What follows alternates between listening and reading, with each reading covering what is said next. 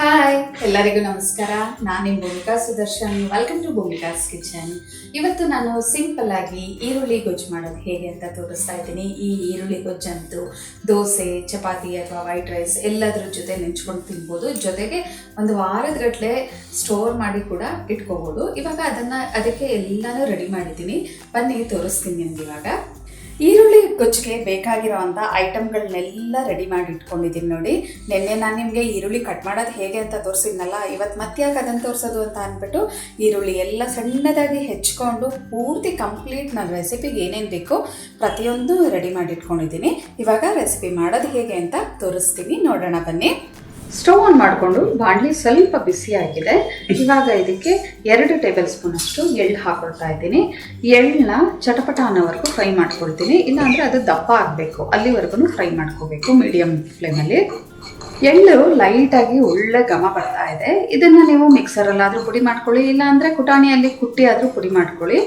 Stove off ಮಾಡ್ತೀನಿ. ತಣ್ಣಗಾದ್ಮೇಲೆ ಪುಡಿ ಮಾಡ್ಕೊಳ್ತೀನಿ ಇದನ್ನು ನಾನು. ಇವಾಗ ಒಗ್ಗರಣೆ ಹಾಕೊಳ್ಳೋಣ. ಸ್ಟವ್ ಆನ್ ಮಾಡಿಕೊಂಡು ಒಂದು ದಪ್ಪ ತಳ ಇರೋಂಥ ಪಾತ್ರೆ ಒಳಗಡೆ 2 ಟೇಬಲ್ ಸ್ಪೂನ್ ಎಣ್ಣೆ ಹಾಕೊಂಡಿದ್ದೀನಿ. ಎಣ್ಣೆ ಒಂದು ಸ್ವಲ್ಪ ಮುಂದಾಗಿರಬೇಕು ಈರುಳ್ಳಿ ಗೊಜ್ಜಿಗೆ. ಇದಕ್ಕೆ ಸಾಸಿವೆ, ಜೀರಿಗೆ, ಉದ್ದಿನಬೇಳೆ ಎಲ್ಲ ಸ್ವಲ್ಪ ಹಾಕೊಂಡಿದ್ದೀನಿ. ಇವಾಗ ಕಂಪ್ಲೀಟ್ ಲೋ ಫ್ಲೇಮ್ ಮಾಡ್ಕೊಳ್ತೀನಿ. ಸಾಸಿವೆ ಎಲ್ಲ ಚೆನ್ನಾಗಿ ಕಡಿಯೋದಕ್ಕೆ ಶುರುವಾಗಲಿ. 2 ಒಣಗಿದ ಮೆಣಸಿನಕಾಯಿ, 1 ಗರಿ ಕರಿಬೇವಿನ ಸೊಪ್ಪು ಇದನ್ನು ಕೂಡ ಹಾಕೊಂಡು ಜೊತೆಯಲ್ಲೇ 1 ಚಿಟಿಕೆ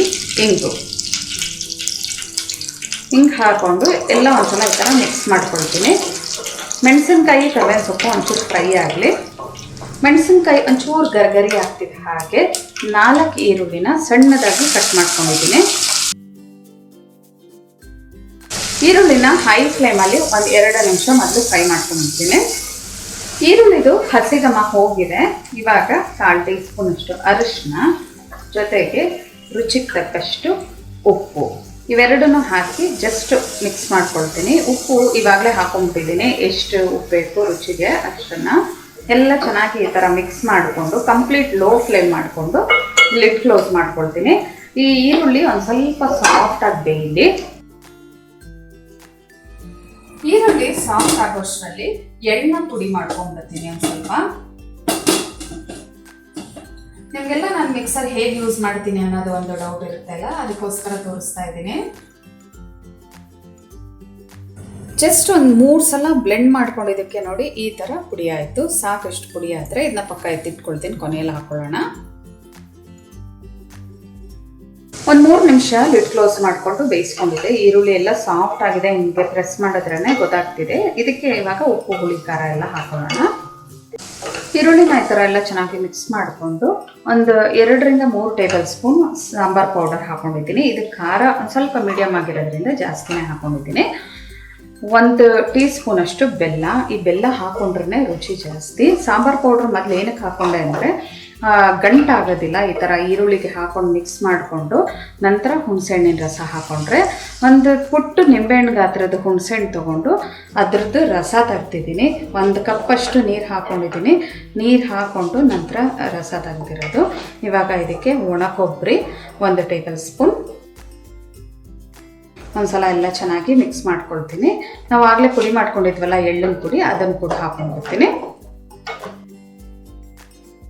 ಇದನ್ನೆಲ್ಲ ಒಂದ್ಸಲ ಮಿಕ್ಸ್ ಮಾಡಿಕೊಂಡು ಈ ಎಳ್ಳಿನ ಪುಡಿ ಹಾಕೊಳ್ತಾ ಇದ್ದೀನಿ. ಈ ಎಳ್ಳಿನ ಪುಡಿ ಹಾಕೋದ್ರಿಂದಾನೇ ನಿಮಗೆ ಒಂದು ಒಳ್ಳೆ ಘಮ ಬರೋದು ಈ ಈರುಳ್ಳಿ ಗೊಜ್ಜಿಗೆ. ಎಲ್ಲ ಒಂದ್ಸಲ ಕ್ಲೀನಾಗಿ ಮಿಕ್ಸ್ ಮಾಡ್ಕೊಳ್ತೀನಿ. ಇದು ಕುದಿ ಬರಲಿ. ಕುದಿ ಬರ್ತಿದ್ದ ಹಾಗೆ ಲಿಡ್ ಕ್ಲೋಸ್ ಮಾಡಿಕೊಂಡು ಚೆನ್ನಾಗಿ ಕುದಿಸ್ಕೊಳ್ಳೋಣ. ನೋಡಿ, ಎಲ್ಲ ಪುಡಿಗಳು, ಸಾಂಬಾರು ಪುಡಿ, ಎಳ್ಳಿನ ಪುಡಿ ಎಲ್ಲ ಹಾಕೊಳ್ತಿದ್ದ ಹಾಗೆ ಎಷ್ಟು ಬೇಗ ಥಿಕ್ನೆಸ್ ಬಂದ್ಬಿಡ್ತು. ಈ ಹದ ನೋಡಿಕೊಂಡು ಸ್ವಲ್ಪ ನೀರು ಹಾಕೋಬೇಕಾಗುತ್ತೆ. ಒಂದು ಅರ್ಧ ಕಪ್ ಅಷ್ಟೇ ನೀರು ಹಾಕ್ಕೊಂಡಿದ್ದೀನಿ. ಯಾಕೆಂದರೆ ಇದು ಕುದಿತಾ ಇನ್ನೂ ಗಟ್ಟಿಯಾಗಿ ಹೋಗ್ಬಿಡುತ್ತೆ. ಇದು ಗೊಜ್ಜು ಹದದಲ್ಲಿ ಇರಬೇಕು. ಇವಾಗ ಕುದಿ ಬರ್ತಿದ್ದ ಹಾಗೆ ಲಿಡ್ ಕ್ಲೋಸ್ ಮಾಡ್ಕೊಳ್ತೀನಿ. ಚೆನ್ನಾಗಿ ಕುದಿಲಿ, ಘಾಟೆಲ್ಲ ಹೋಗಬೇಕು.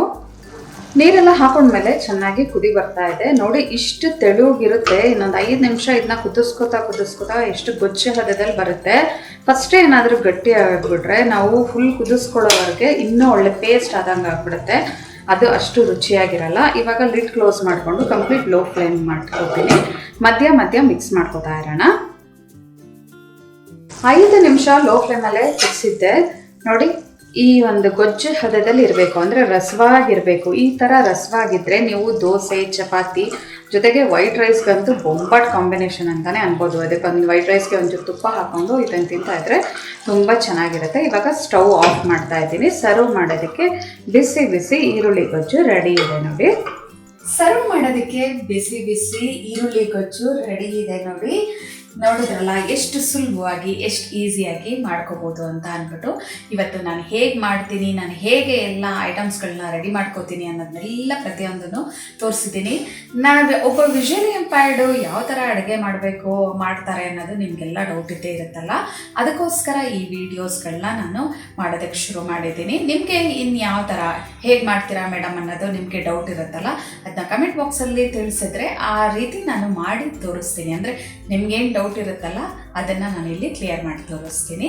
ಇವತ್ತಿನ ಈ ಸಿಂಪಲ್ ವಿಡಿಯೋ ನಿಮ್ಗೆ ಇಷ್ಟ ಆಗಿದ್ರೆ ಲೈಕ್ ಮಾಡಿ, ಶೇರ್ ಮಾಡಿ. ಯಾರೆಲ್ಲ ಇನ್ನೂ ಭೂಮಿಕಾಸ್ ಕಿಚನ್ಗೆ ಸಬ್ಸ್ಕ್ರೈಬ್ ಆಗಿಲ್ಲ ದಯವಿಟ್ಟು ಸಬ್ಸ್ಕ್ರೈಬ್ ಆಗಿ. Thanks for watching.